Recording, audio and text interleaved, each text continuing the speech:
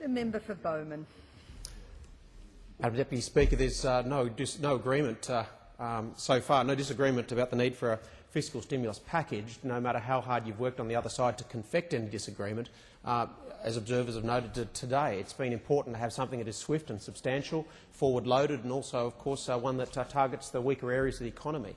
The question today is why was it so slow in coming? We have had domestic signals showing a slowdown for months, and you've had ample opportunity to act. What's become obvious in the last 6 to 9 months is that we have had a leader of the government so concerned about earning the mantle of being a responsible economic manager that they've been prepared to introduce seniors, carers and pensioners for 6 months. There was a budget back in May and the cue was not taken. So as I add a postscript to today's matter of public importance, I think it's probably timely to go through a chronology of just how slow this Prime Minister was to act and react. We became very used to those overseas trips, I think 12 or 13 jaunts overseas.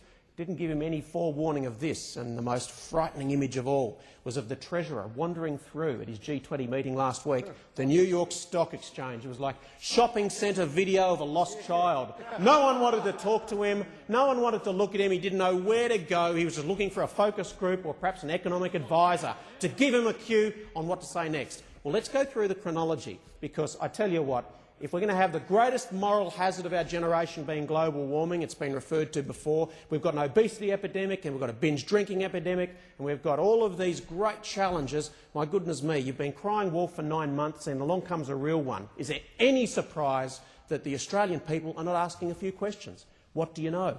What are the figures you base it on? Simply provide us some of the economic data. It has not been forthcoming and we're right to ask why. That's a fairly simple question. You spent your whole time confecting moral crises on the other side. By golly, Australians think you're an unlucky lot in government, aren't you? Gee, you're an unlucky lot. And here you've got a real one. Strikes you and blindsides you despite all of the Prime Minister's trips overseas and all this great advice, which he won't offer to us today. Look, let's go through the chronology.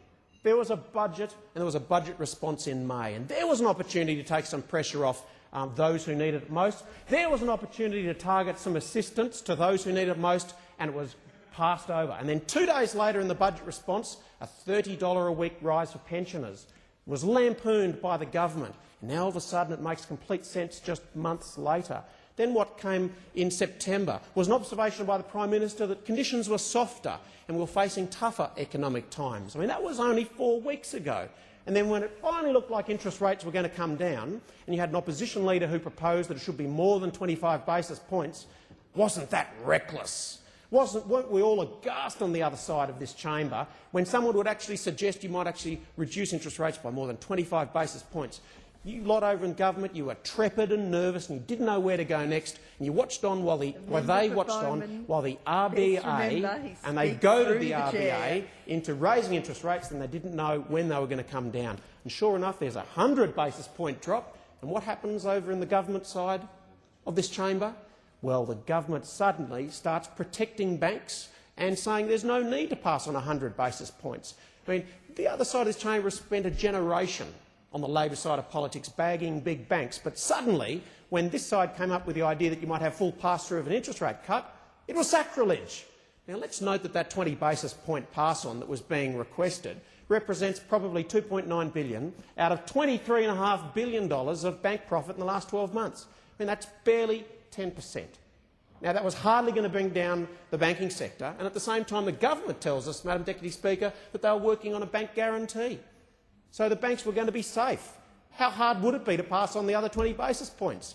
I mean, we are dealing with around $700 billion in mortgages around Australia. To pass on the extra 20 basis points was barely $1.4 billion, barely a drop in bank profits. But here you had the government talking out of both sides of their mouth, saying that they suddenly had to protect the banking sector and they could pass on as little or as much as they chose.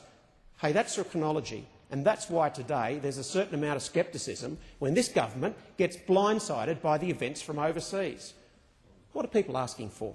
I think they're asking for a confident leader and treasurer in tough economic times. Now, of course, you can't guarantee a smooth passage in government, but we think it is time to work towards smoothing the seas where you can. Now, at a time when they should have been identifying the slowing in the economy, which is the time when you need confidence-building measures, where were they? They were building their reputation as tough economic managers and quite happy to punish pensioners. And that's why there is no trust.